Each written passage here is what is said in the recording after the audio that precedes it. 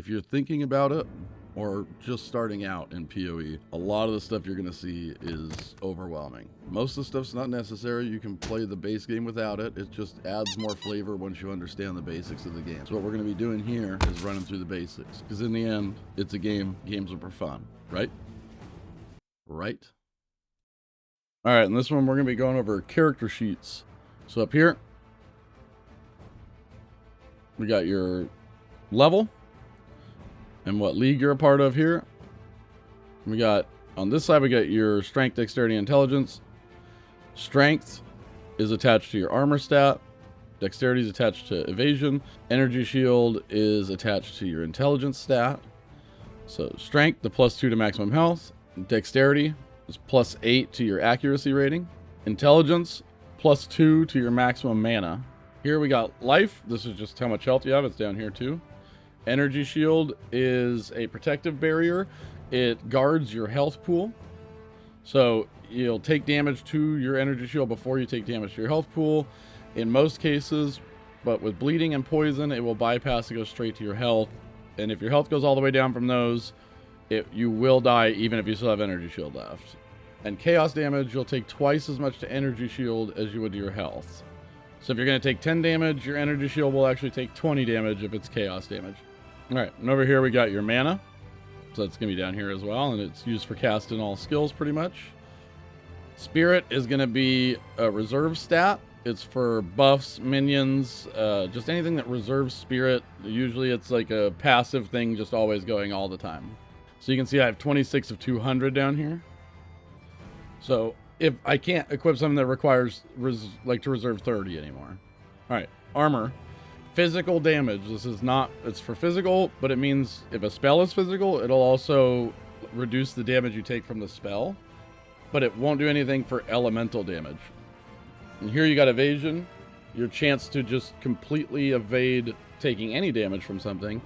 But if an attacker's accuracy is higher, it'll make that lower. If their accuracy is lower, you'll have a higher chance. So different enemies have different accuracy.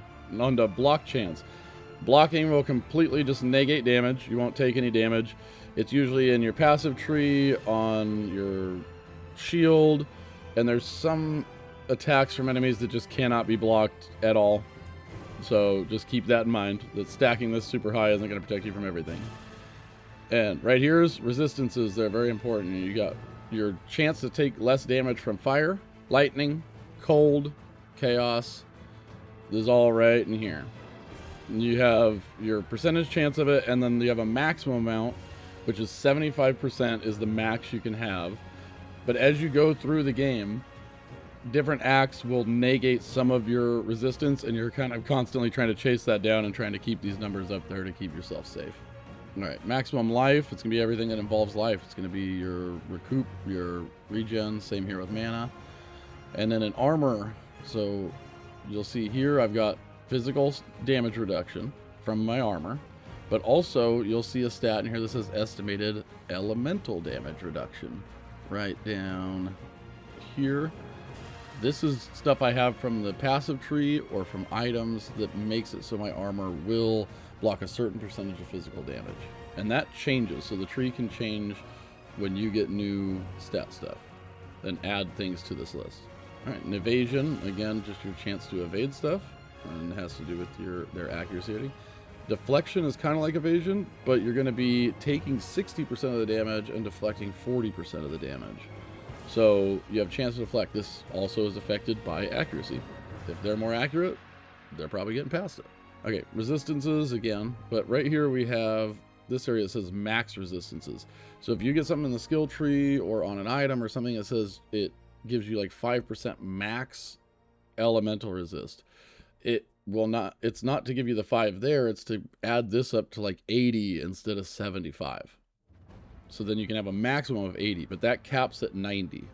Runic Ward. This is new as of me making this video. It's part of the new league. Runic Ward is health. As you can see the symbol down here, that's your Runic Ward symbol. It's like a second health pool. But I want to be clear, if you have 100 health left, but 300 like runic ward left, and you take 500 damage, you'll still die. It does not do the 100 and then negate the other 400 and then start affecting the runic ward, if that makes sense. It will just, if it goes over both your health and runic ward, you get one tap still.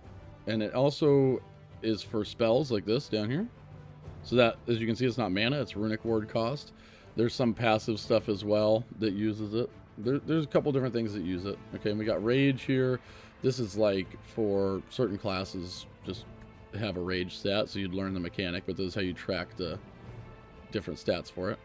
Ailments.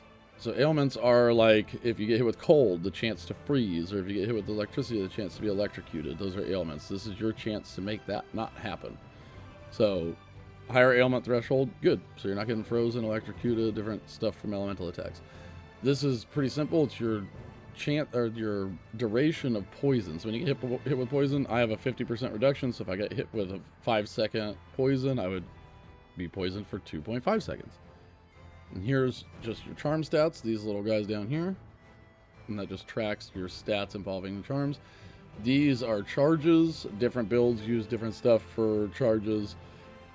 I'm not using any currently, but all this does here is track the maximum you can have of them. You'd learn the mechanic later based on your class, but you can have 3 as a baseline, not what you have, but what you can have. And down here, movement speed.